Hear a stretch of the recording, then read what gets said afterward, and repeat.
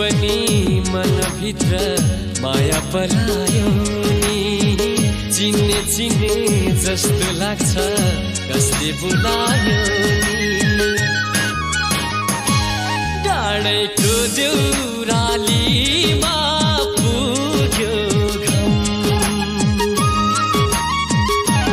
डाँडैको देउरालीमा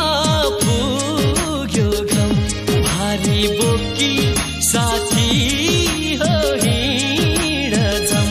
बाटो काट्न